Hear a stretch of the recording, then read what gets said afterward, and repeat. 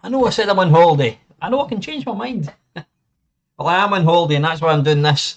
Well, that's not technically true. That's part of the reason. I was sitting at my computer tonight and I thought, I quite fancy watching some old shit about video games. And I thought, why don't I share it with you lot? So here I am. Listen, thank you very much. I mean, I literally just decided to do this about 2 minutes ago. So to have 10 people even watching, I actually expected nobody. So listen, thank you very much.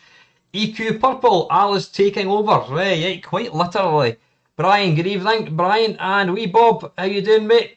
Nokia 3310, hey. It only seems like yesterday when you're this bald bastard.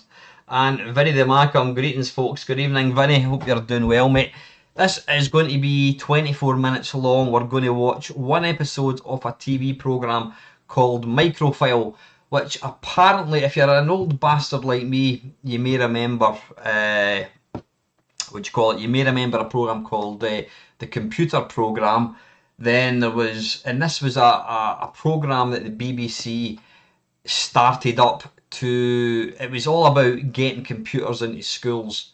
I'm saying getting computers, it should be computer because we got one computer. In my high school, we had one computer for about a year until we eventually got more.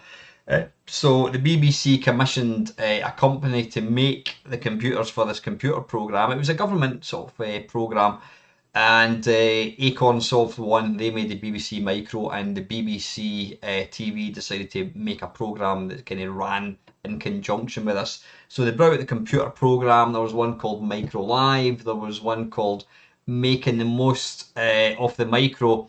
And then I think most recently being 40 years ago, they brought out one called Microfile, which I think was kind of like it pulled together all the best bits of Micro Live. Ooh, that's going to last about 2 minutes then. So yeah, if you're new to this channel, particularly this thing, watch with Mamemeister. I play a programme and we just watch it together. That is it. I throw in some humorous quips along the way. You guys can throw in some quips as well. Yeah, we just sit and watch this thing together. Like I said, I was going to watch one myself, and I thought, fuck it, why don't I share it with you lot? So here we go. This is Microfile episode 1, and it's only going to take 24 minutes. So if you've told your missus you're just going up for 10 minutes, you can tell her you'll be back doing it 10:05. So let's take it away. You may notice that they use the same intro for all these programs, which is a bit cheeky.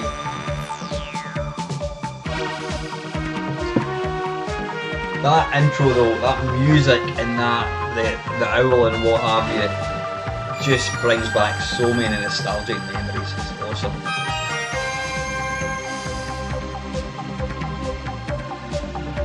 I think because I was playing Agony on the Amiga last night probably made me want to watch this. Hello and welcome to Microfile, which gives you a chance to see again some of the best items from the Micro Live series. This week we're looking at graphics and the ability of a computer to draw. This software uses the by now familiar mouse to let you draw and paint in 4 colours. You can move the mouse around and let's say, where's the arrow gun? Ah, there it is at the bottom. Say pick up a spray gun here just by pressing a button. Where is it? There.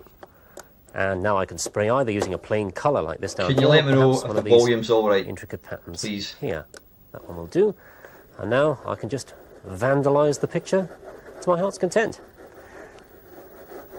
As you can see, I can build up quite complex designs very simply. A black and white version of this software is incorporated into a new publishing package called AMX PageMaker. It means you can mix words and pictures to create your own newsletters, as Mac demonstrated. I actually tried to see if I could get him on my channel, but I couldn't get in touch with him at all. You really need more than just a word processor. You need to be able to generate documents containing both text and illustrations. And you need the text to be available in a wide variety of fonts and sizes. Well, this package, PageMaker, can do all those things. It runs on a BBC Micro, and you also need a dot matrix printer to print things out. Well, you don't really need a mouse, but it makes it a lot easier. And these are the control buttons here that I shall be using to do almost everything in composing my little newsletter. Well, it lets you compose pages with many of the features you'd expect from a real newspaper. It's got headlines, it's got columns, it's got pictures and diagrams and so on. It's all very nicely laid out. It's rather clever, I think. Well, I'm in the process of writing our MicroLive program notes, and you can see I've got half a page here, and that's what's displayed on the screen. I can scroll it up and see the bottom half down here eventually as I go along and prepare things. Well, I'm just going to write a new column over here, and I position the cursor where I want to start. The newspaper on the right is today. One of the keys on the mouse like that, and I can type Home Publishing. That was a buzzword back in the 80s, I don't want to carry on at that size of font. It's rather too large. So I'm going to change the font size by altering it like this. And I just take it back to a smaller font size. Now, the next thing I have to do is to really define where I'm going to actually put my new piece of text. Well, I want it clearly in this area under Home Publishing. So I select this. Does it sound all right, chaps? If you can just let me know. Go to define, which enables me to define the area. Comments, that would be appreciated. There. And all the time, I'm just using the mouse. It's very straightforward. And there. So I've now defined exactly where I want my text. Well, I could type into this area, of course, but instead of doing that, what I'm going to do, I've already prepared an article using a word processing package. And I'm going to the only one I think extract from that word processing package. You know what I love about these programs is the fact that he came on with if a someone shirt else and has tie. actually sent you Awesome. an article that you want to use on his micro. Thanks, Bob. So the next thing I'm going to do is to go in there and read a file. And it's asking which drive. It's on drive 0. Read a file and as the opposed to processing feed a file. I've used is called view. And it's asking me the file name. So I've got to change the disk here. And this is the disk that I've already prepared using view. Stick it in there. And the file name is home. Now what it's asking me to do is to position the cursor where I want this to be printed. And I want it just in there. And away it goes. Now, I've used all the facilities of the word processing package to produce this, but this package is actually spacing it out and opening up the words so I don't get split words at the end of the line, and it fits perfectly into the little area that I've actually allocated to do it. And it's rather nice, and that's it completed. Now, the next thing I might want to do, there's an article on page 3 on the Sinclair spectrum, so what I'm going to do is to actually try and draw a Sinclair spectrum in the area that I've allocated for it here. And to do that, I select this good luck with that one here, which is a kind of paint pot. And I go into shapes, and of course the shape of a Sinclair spectrum is a box, and quite rapidly I can try and draw myself a Sinclair spectrum. Well, that's one box, and of course it's got keys on it, and so I start off doing the keys like this, and I can repeat them. There we go. That's uncanny. Repeat them like that. And yeah, so you know what, so Vinny, it is. get some it sort is of impressive replication of a Sinclair spectrum. You need to remember, now, I might want to actually colour 1986. that in or paint it, so I go to the paint icon up here. It looks just like take a it down here, and bingo, I've got something black, and it roughly looks like a Sinclair spectrum. Yeah, well, it doesn't look very good to me. Blocky It's rather flats, pathetic. but anyway. But what we'd like to do now is to load in a real picture of a Sinclair spectrum. Leslie. Right, and this is how we're going to do it.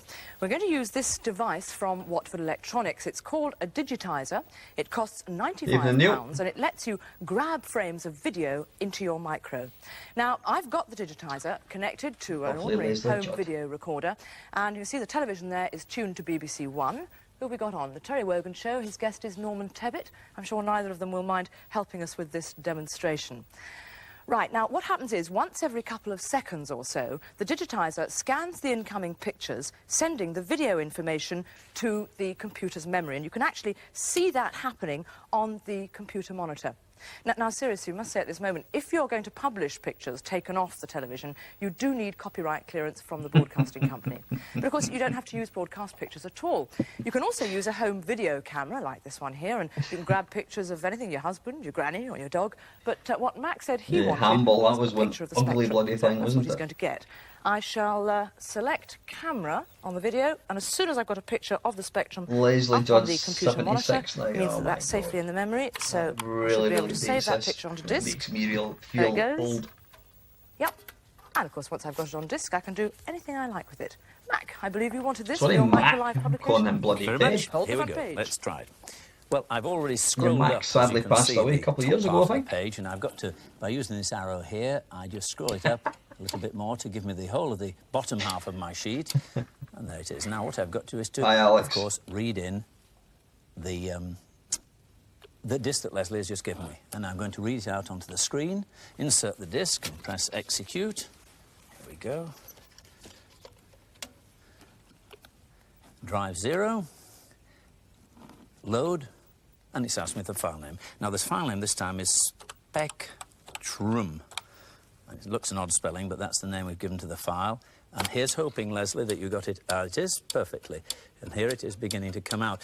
Now, it's a very hard test for the digitizer, is this, because the spectrum is black with black keys with this very fine white lettering on it. And you'll notice that it's also negative. In other words, it's like a negative film you've got processed in. The black is white and the white is black. But once it's in the machine, we can do all sorts of things. We can turn it round, left to right. James. We can flip it over, top to bottom. We can increase its size to double the size. We can shrink it down to half the size to position it in any particular position we want in our newspaper. And we can also actually touch it up by using the paintbrush and clear out some of the mess that we've got. Well, bad choice of words there, I think. Now, let's take the icon down to there, and we can invert it, and bang, that's our picture of the spectrum. Well, it doesn't look all that brilliant, so perhaps what we should do is just do a little bit of a touch-up. And I can do that by, again, selecting the paint pot. I want a pattern. The pattern I'm going to select is white, because I'm going to clear up all some of those terrible dots and things. And I'm going to use the spray to do that. And start. And there we go. I'll start to clear off all this rubbish round here. And oops, I've carved out a bit of this wonderful spectrum. And so it goes on. And that's really quite nice. Evening, Rodian. How are you, buddy? Well, the PageMaker costs about £50. And if you want the mouse, that's another £40. You've been able to do this kind of thing for some time on more expensive equipment, but now that many home micros have high-resolution graphics and more memory, this kind of program should be soon available for a wider range of machines. Of course, clever though it is, that sort of software is still fairly basic, but it is something within the grasp of anyone with a home micro. However, if you've got a much bigger computer and some clever homegrown software, the effects can be staggering.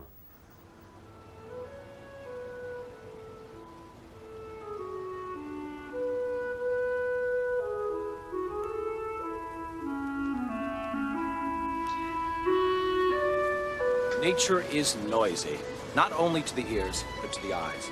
Walk through a forest, you'll see a million different kinds of trees and plants and each one of them is a little different from all the rest. But beneath this amazing complexity, mathematicians are beginning to observe some simple conceptual structures. At first glance, this looks pretty complicated. But when you look again, you learn that its complexity derives from the repetition of a simple motif. It branches in several directions, branches again in several directions with pretty much the same angles, and again and again. Each small section is just a repetition of the previous one, but on a smaller scale. The mathematical term for this concept is self-similarity, and it's a structure that many things in nature display, from blades of grass to clouds in the sky.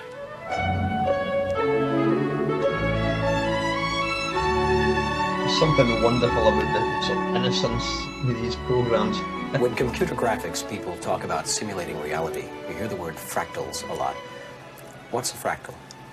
Well, I like to take an informal approach to fractals. Fractal for me is more of an adjective than a noun. A fractal object is one that exhibits self-similarity. Prime example is something like a fern. If you look at a small piece of a fern, its geometry looks very similar to the entire fern. That's a very straightforward example, exact similarity. When you go to other natural objects like trees, you start to see some deviations from that pattern. Leaves will be forming, but the idea of a branching where the geometry is similar at the tip as on the entire tree, that's the notion of fractal for me. As I said, it's more of an adjective. But as an overall quality, one notices this property in trees and in other forms of nature, such as clouds, waves, mountains.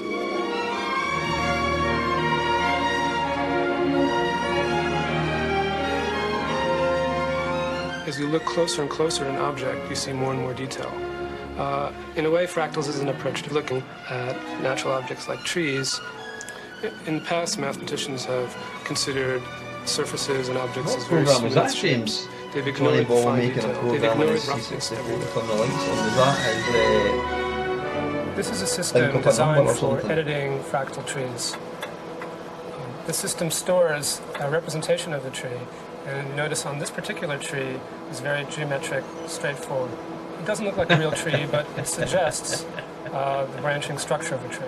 There's a main stem. You know what, from the though, main stem, looking at this two now, I branches mean, come it out. looks And each branch seriously point, two dated. branches And even come out. before I had a The computer, angle is the I same everywhere, the absolutely number of lapped branches this is the stuff same. up because it had Strictly computers in self-similar. it. And I couldn't get enough. This set of Hey, sliders Milty. How are you, allows mate? us to vary the parameters of the branches. This is... For example, we what's can it change called? the Micro, branching not angle. Micro Live, Micro... And by lowering the branching Icon angle, or something? all the branches change And at I'll tell you in a once. second. Exactly what It's it looking is. much more leaf-like, but it's still very regular. Right. What we can do is we can change some more parameters, in particular the angle, the Excuse ratio me. between the stem and the side branches, to get a new set of shapes. And in this way, we can actually simulate a growth process. Here is a stem, a blade of grass, and as it matures, Microfile, branches it's come out and called. grow. Still very regular. Every branch is exactly like every other branch. And that looks more natural, but it's still awfully precise because everything's the same length. Right. Well, we've given the computer 30 or so numbers. Yeah, I'm good, Milton, upon which thanks, to mate. base the Hope you're geometry. doing well. But it can randomly vary those numbers. By rolling the dice, the computer chooses new numbers at every branch point, so that now we're changing the length of the branches. So some of the branches are longer than others, randomly chosen by the computer. This creates a more organic feel to the picture. It simulates randomness in nature. In fact, it's starting to look a little bit like the shapes we saw in the garden earlier. The numbers are analogous to the gene in the plant. A plant has only a small amount of DNA, a small amount of genetic information, by which it has to describe its entire structure. It has to be very economical, and as a result, it repeats the same structure at all scales. This is one of the reasons why nature is so self-similar. In the computer, we want to do the same thing. We only have a few numbers. We can't set every branch. We just need to set the basic, simple description. The computer takes over for us and creates the complexity based on a simple structure. There's a sort of a data economy here, which mimics the logic of genetic economy in nature.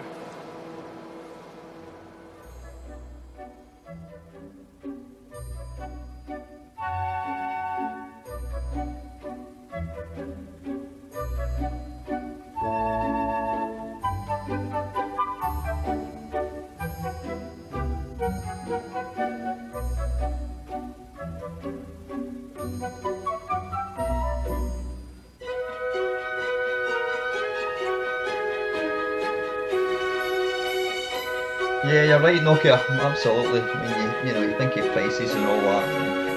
It's I definitely look at nature computers a lot. were a lot more And expensive. the evolution of this program started out with only a few parameters. And I would go out into nature and see things that would happen in nature that my program could not yet describe. So I needed to add new parameters. Initially, there was no helical twist. Everything was in a plane. I added a new geometric description. It takes a year to do a program like this because you have to see the trees in all its facets. You have to see the blossoms in the spring, David. the leaves in the summer, the colors in the fall, and the bare structure of the tree, showing its full branching in the winter.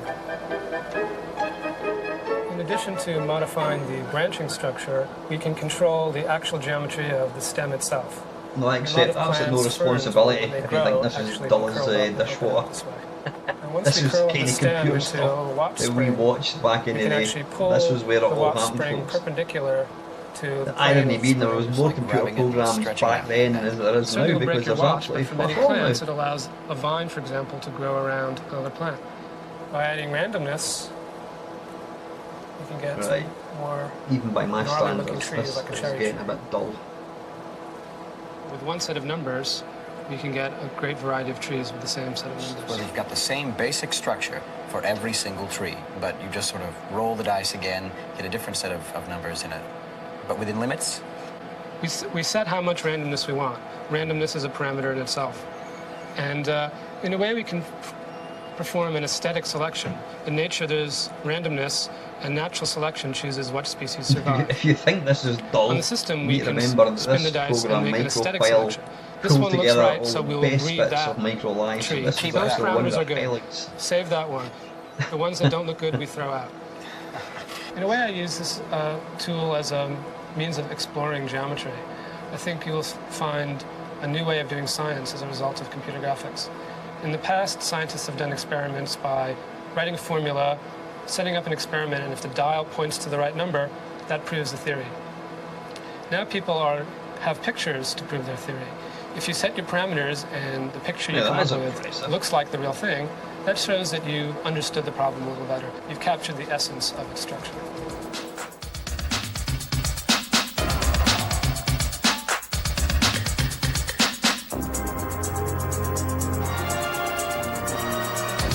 Certainly ain't a bloody BBC anyway.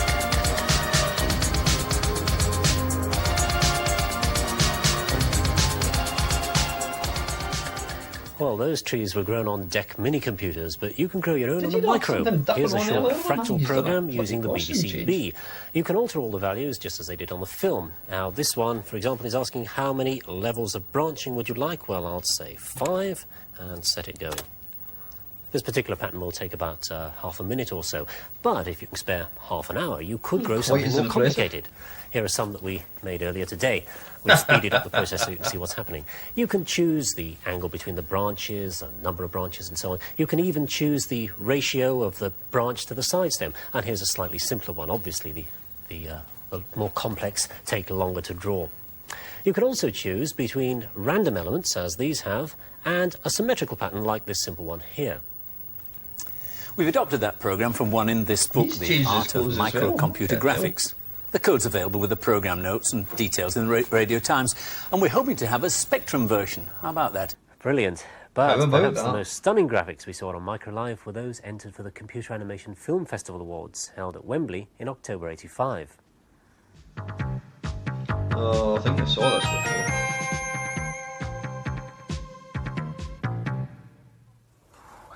Called Tom's Gears, that Whoa. mind-bending piece was the Indeed. winner in the Fine Arts category at last night's Computer Animation Film Festival. One of the judges was from Middlesex Polytechnic. He was John Vince, and John is with me now in the studio. Welcome, John. I think we should get straight on and look at some of the award winners. And there's absolutely nothing partisan about showing British this evening, because we did so well. So let's start with the winner in the pop promo section. This is going to be Dire Straits, and it comes from a British company called Rush's Post-Production. Yes, Oh, this one's shit, very that'll be good. my, We're just seeing copyright strike. it's called a real-time image floating through the screen there. But Was that the little sort of the cartoony little puppet, figures, if I dare yes, call them yes. that? That was done on a Bosch FGS system. Why real time? What does that expression imply? It speeds up the process of getting the final animation. Here we're just seeing some paint box images superimposed on live action. So using a real-time system, you can actually capture images as they're happening? Yes. Providing they're simple Still a enough. classic They're simple video, and, that. and normally in wireframe. Yes. Some systems, like the Bosch, can do the colouring as well in real time. Those were actually rather angular, I thought. Yes, just to keep the model simple and keep the speed up. Impressive. Not as impressive as Right, this let's move on bow to tie, another however. category, slightly different category this time. Winner of the commercial category. This is again from Britain. It's Robinson Lambinans and Electronic Arts Get Smarties. Very, very jolly, this Yes, isn't it? now when I first saw this, I just didn't believe, well, I couldn't understand how it was achieved, but it is a computer, Remember this beautiful modelling, beautiful animation. I mean, look at that model there.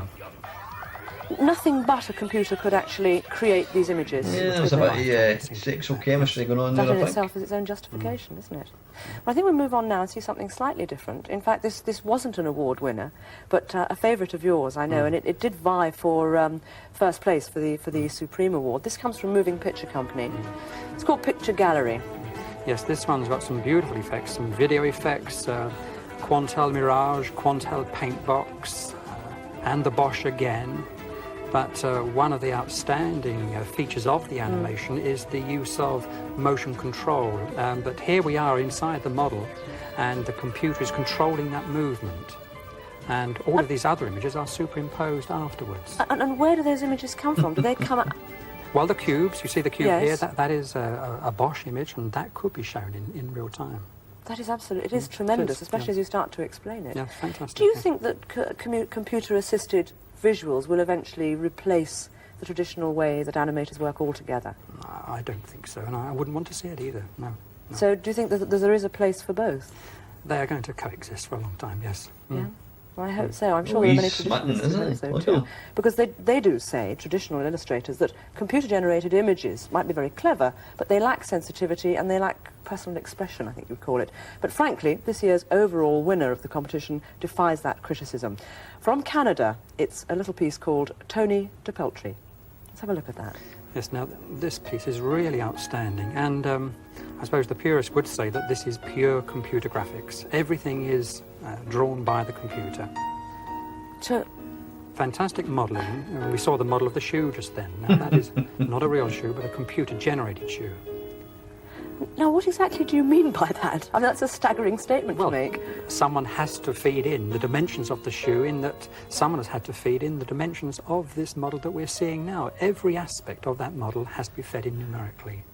So, you're saying that the model itself doesn't actually exist? There isn't a puppet-type figure who's being moved about? Well, there would have been a shoe in the first place, and there would have been a model of the head in the first place, Yes. but that is digitised and turned into a system of triangles and polygons, and afterwards that model can be thrown away. It's the numbers that remain that are animated. So you're actually talking about turning numbers, the measurements between one little point and another. You tell the computer that, and the computer can then judge for itself how all those numbers move about. Under the control of a program, yes. Absolutely. So therefore, that makes the lights and the shadows from the figures, none of those are real Yes, either. everything, yes. That is Everything. extraordinary. Now, that must have been a supercomputer that created that. Yes, there were 2 cyber mainframe computers involved in the project, a total of 3 years and 4 man-years involved in achieving that animation. Yeah. And the animation lasts about 5 minutes, but Yes. I would like to knock have it it off in worth every seconds moment of it. using your bloody mobile Yes, I'll phone. second that. The organisers say there's now a new category for students who don't have access to such expensive hardware, so go to it. Next week's show is a bit more down to earth. Ideas and information for the home computer buff. So, goodbye until then, and we'll leave you with a bit more of Tony DePeltry.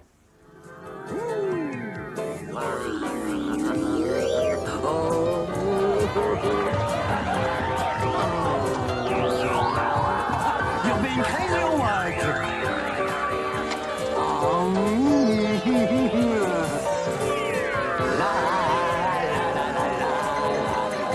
everyone!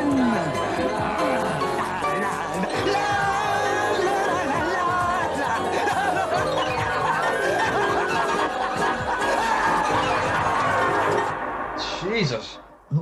Hope you all sleep well tonight, folks. Right, listen, that is that. Do you want another one? What's the time? 10 o'clock. Who wants one more episode? Fuck it, let's watch one more. Right, let me just dive in here. Right, so we're going to look for microfile episode 2.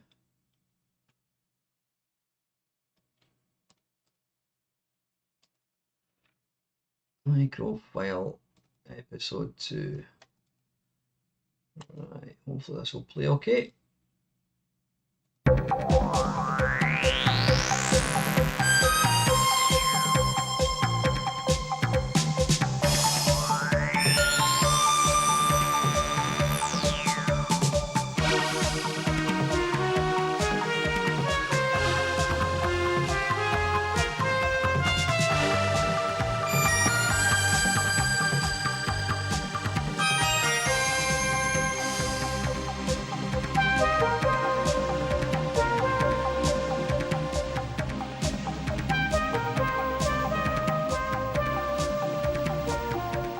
Hello and welcome to this week's Microfile, which gives you a chance to see again some of the best items from the Micro Live series. This week we look at computing in the home. The years 1983 to 84 were boom times for the home micro manufacturer. Over 2 million of us bought a machine determined to put it to good use in the home and sure that we'd be learning to program it ourselves before long. Well, times have changed, the frantic boom is over, and many good manufacturers are no longer with us. But don't let those micros gather dust in the corner. Have a look at some good ways of putting them to good use. You could watch porn or play games. Most home micros start out by using cassette for storing and loading programs. Well, cassette tapes are cheap and readily available. The trouble is they're very slow. You see, cassettes were never designed for storing computer data. They were originally intended for taping dictation. So cassettes are a compromise. And that's why more and more home micros are now being offered with discs, because apart from being faster, they offer all kinds of other facilities. Here's the very popular Amstrad, and this is the disk drive unit itself here, and inside, there's the disc. Now, discs come in other sizes than that. That's a 3-inch. Here we've got a 3.5. This is 5 1/4, and here you see why they're called floppy disks. And this one, an 8-inch, which nobody seems to use these days. So, what do discs offer? Well, for one thing, every disc has a built-in catalogue or directory of all the programs stored on it. So, all I need to do is type in *cat, and there we are. I get a complete list of all the programs on the disc. Now, you could do the same thing with a 60-minute tape, but of course it'll take you 60 minutes. Now then, that's the program I want. It's called Graphic, so I just type in load. Graphic. I'm not the world's best typist, but that's all there is to it. It's ready to run. How does that work? Well, inside the sleeve is, logically enough, a disk. Now, if I get rid of that sleeve, the disk itself is organised into tracks, going round, and sectors, radiating out. When I load a program from the disk, it starts spinning. There's a read-write head, which is actually part of the disk drive, which moves in to read the directory. Now, on this disk, the directory is stored on the edge, and there the head finds where the program is. That is, it finds the track and sector number of the start of the program. It then moves in and starts to load up. Well, it sounds complicated, but all you need to know is type in load, and the rest is done very, very quickly. But disk also gives other advantages too. For instance, you can delete files, you can copy them, rename them, all very, very simply. Well, so far, so good. We've seen how this particular micro uses this particular type of 5 1/4-inch disc.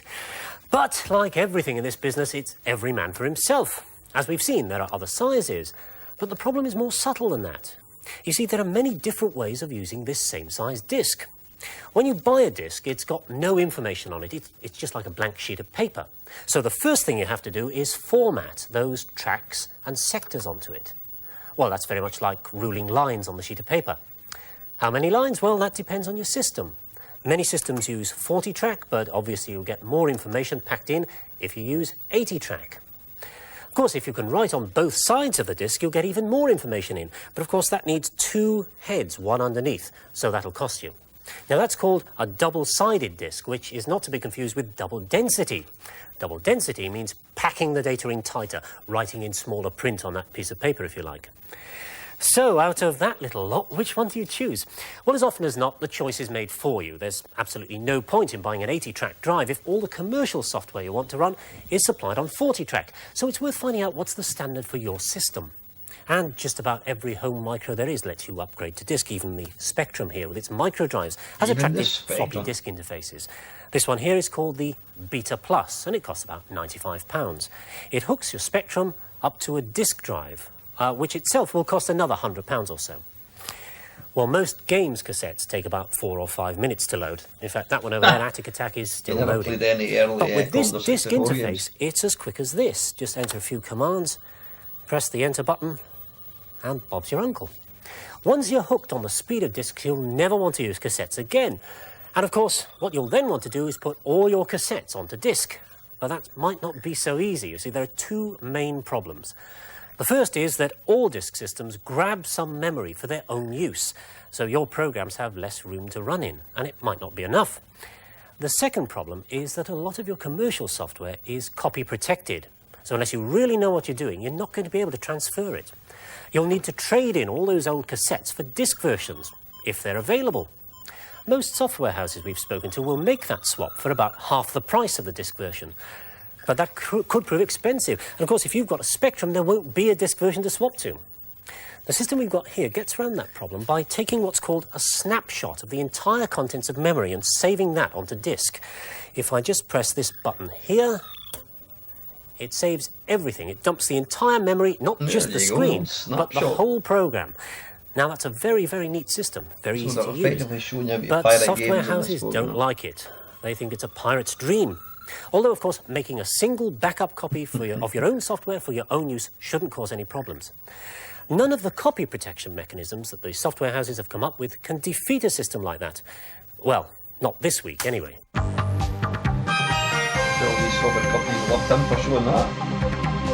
Live on TV. Once you've invested in a disk drive, you'll wonder how you ever managed without, especially if you're using your computer to keep track of large amounts of information.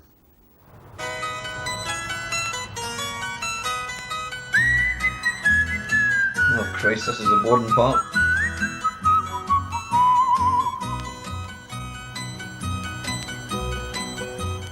How many kinds of sweet flowers grow in an English country garden?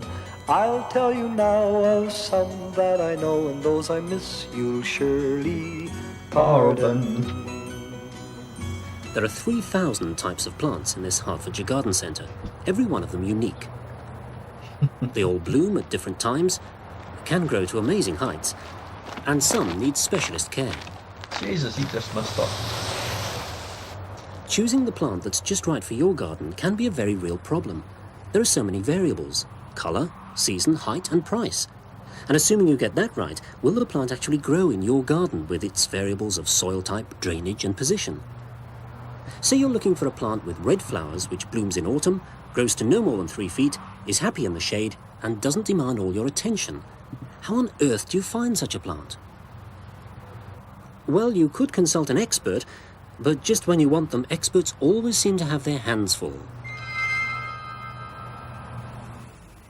Alternatively, there are plenty of gardening books. But imagine how long it would take to leaf through all these volumes trying to root out exactly the right plant. It would take forever. This is the answer: a computerized database, an electronic catalogue of all the plants stored on a computer.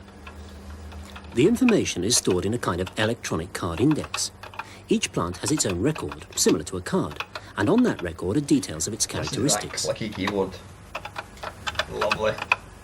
Here's a new record, and it's being filled in just the same way as a new card is created.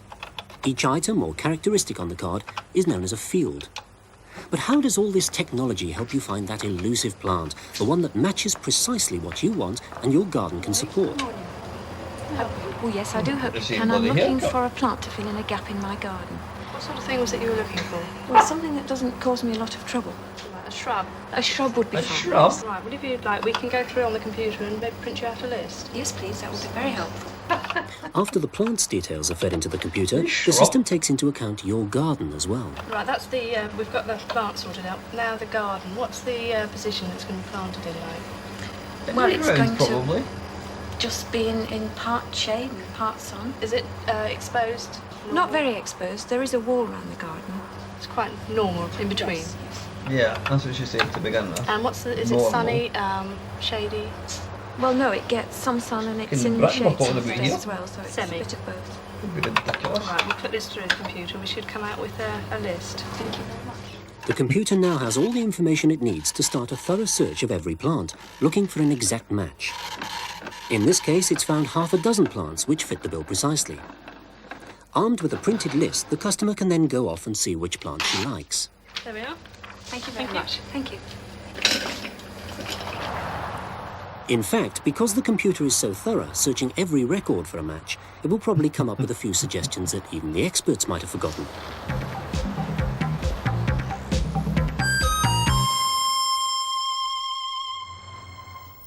Well, if you're running a small business or perhaps a club or society, you have to keep track of a lot of information. The traditional way to manage this data uses reams of paper and a filing system to keep it all under control. At its simplest, a database is organised rather like a card filing system. This is a file of 154 flowers that we held in alphabetic order. And each card is a record, and the name, the Latin name, colour, height and so on are fields in that record. Now, if I want the details of one flower, say goat's beard, it's fairly easy. They're in alphabetic order, and I can quickly go through them like that, flipping through, looking for the name, and there it is, goat's beard, Aruncus sylvester, yellow, 200 and so on. But if I want all the yellow flowers over 1 metre high, then it's much more difficult. I've got to read every card, one after the other, from beginning to end, to sort out the yellow flowers over 1 metre high. It's a very laborious job and very boring. Fred? Well, let's try to do the same thing on a simple computer database, the sort available for most home micros. First of all, I need to create that file. Well, here we are, create a file, that's option 1 here. Pop that in. Now, before I can enter any details of those plants, I must describe how each record will be organised. I've got to make a template, in other words, the equivalent of this blank card. This just shows the fields, the plant name, Latin name, colour, and so on. Right, well, the computer's going to help me do all this. It's called initialising. It says, how many fields will each record need? Well, the card has got 1, 2, 3, 4, 5, 6 of them, so I enter 6. Then field number 1, what name is to be used to identify this field? Maximum 7 characters. Now, that's the first problem. I'm limited to 7 letters. Well, here we've got plant name on the card, but I'll just have to settle for plant, I suppose. Plant. And what is the maximum number of characters that it will need? Between 2 and 240. Now, that's the field length. The problem here, you see, is memory. All my data is going to be stored on a disk, and if I choose 240 characters, I'll soon run out of space. Well, I know that 35 letters will be long enough for a plant name, so I'll pop that in. And then it comes on to field number 2. What name is to be used for that? Well, it did say Latin name, but I'll settle for Latin, and so on.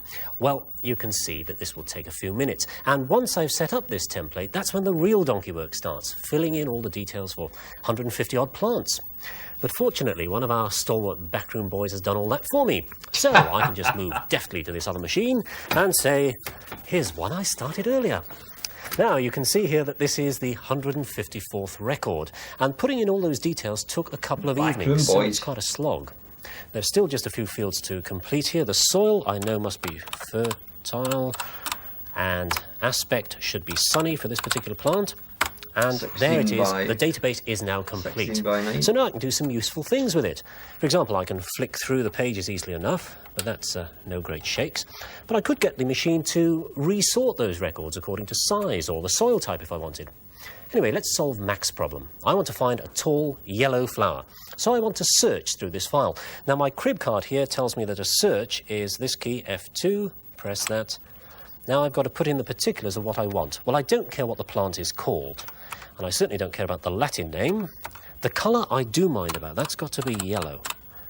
And the height, well, that's got to be tall, let's say over 100 centimetres. Well, that's the sign for greater than 100. Soil and aspect, oh, well, let's say I don't care about those. OK, and off it goes. Now, this will take nearly a minute, and that might come as a bit of a surprise. But you see, the computer is looking at every record like this. It's going through saying, there's a yellow one, but it's not tall enough. OK, well, here's a tall one, but it's not yellow. Oh, here's one that's both tall and yellow. And then it earmarks that. But, of course, to do that, it has to examine all 154. OK, but why is it taking so long? Well, this particular micro has a very limited memory for that kind of work. All the time it's pulling data in and out from the disk here, and that's what's taking the time. Now, in fact, although that's not ideal for a studio demonstration, it's no great problem, really. You could always pop and make a cup of tea. Anyway, that should be nearly up now. I timed this out earlier today, and it was 46 seconds. Yes, there we are. And the records found are 6. There are 6 plants in the database that might be suitable. Let's see what they are. The first one is goat's beard, as we suspected, yellow, 200 centimetres tall.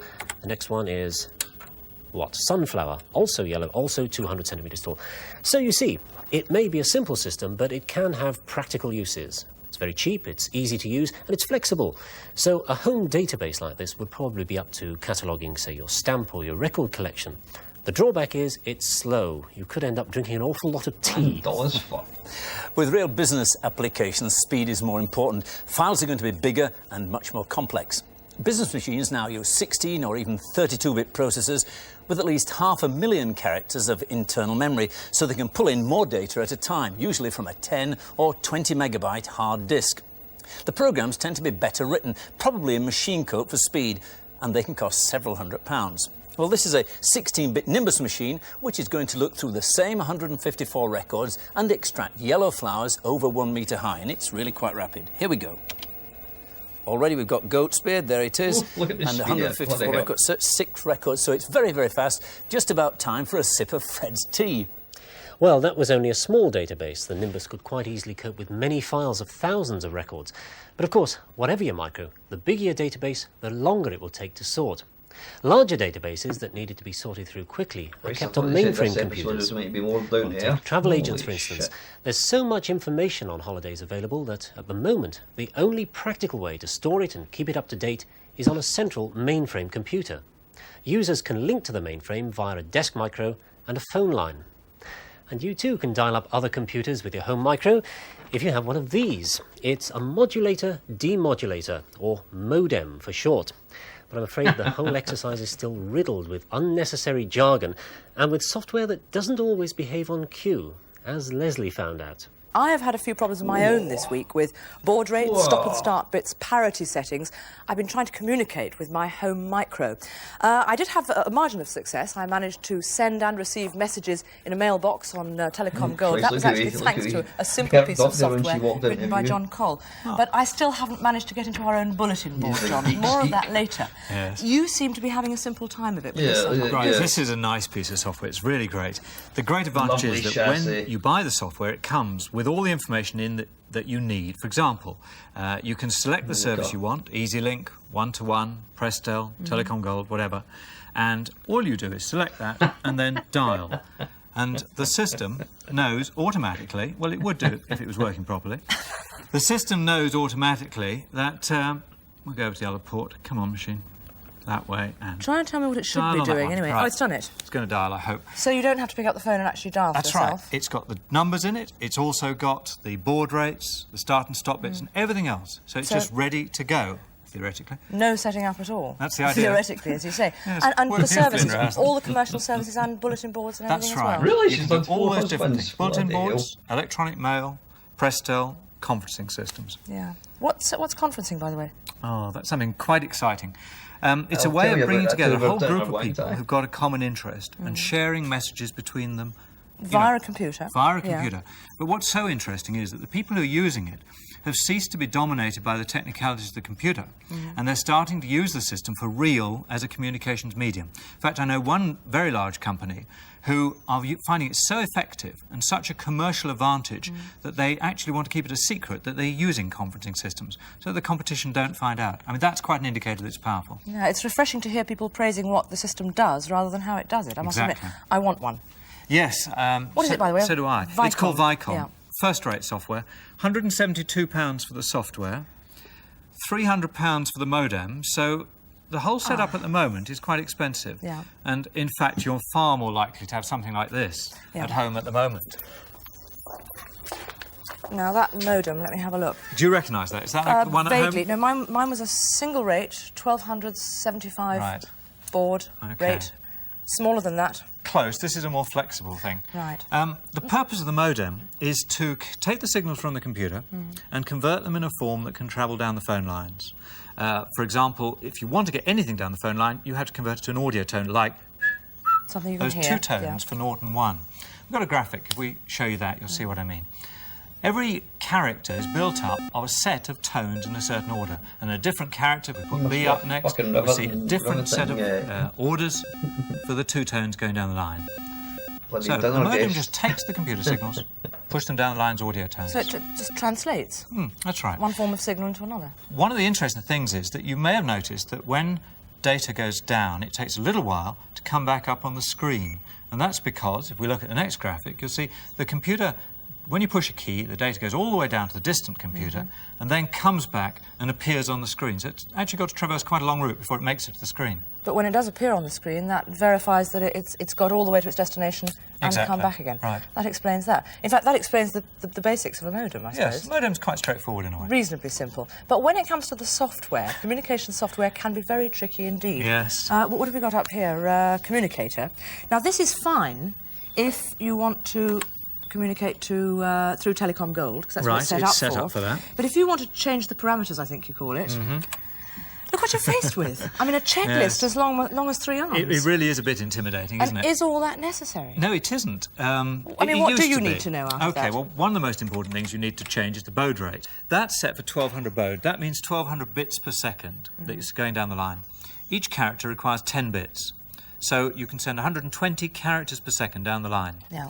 Now, the computer at the other end has to be set up at the same baud rate so that it can receive 120 characters per second. So you mean you have to set your computer up to match the computer at the other end? Exactly so. Right. Now, if, for example, you want to talk to a bulletin board, it's pretty likely that the bulletin board is going to be working on 300 baud. So we can just change that down to 300, go down to the transmit baud rate and change that up to 300. That now explains why I couldn't get through to the bulletin board last night with my single rate modem. Oh, I see. 1275. Right, yes. Thank you very much for explaining that to me. Okay. Right. How many baud rates are there?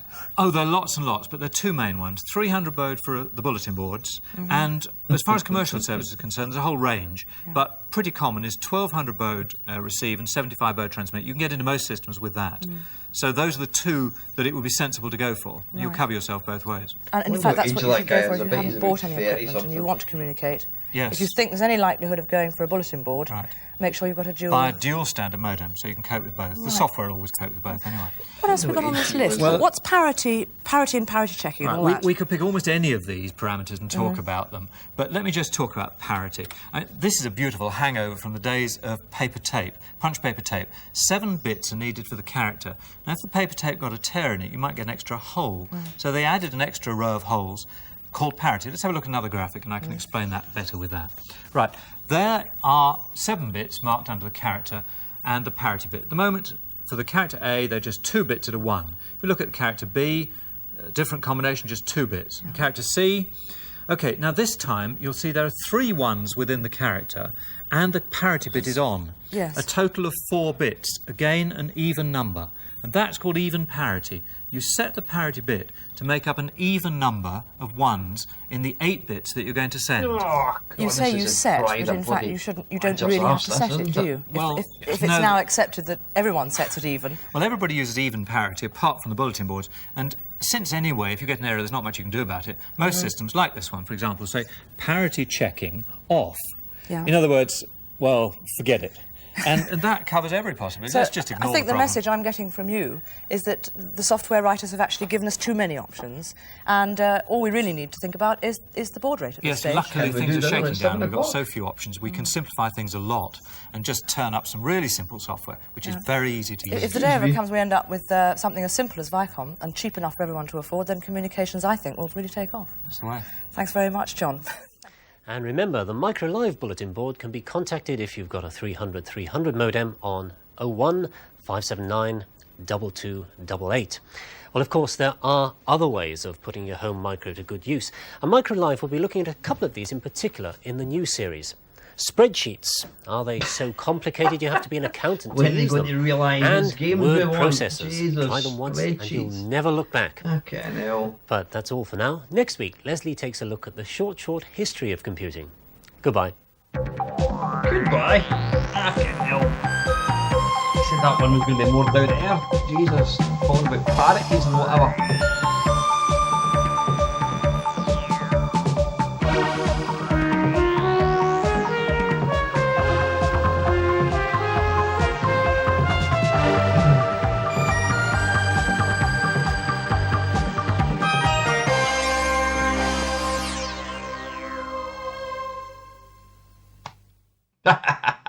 There we go, folks. Right, that's enough retro TV for tonight. Yeah, thank you very, very much for joining me tonight. I will probably do another one of these next week. It's easy to do, and I don't actually have to do very much. So, listen, folks, thank you very much to all 24 people that joined in tonight. I do apologise for a lack of any notice, but yeah, good fun. Thanks for joining me, watching these, and have a fantastic week.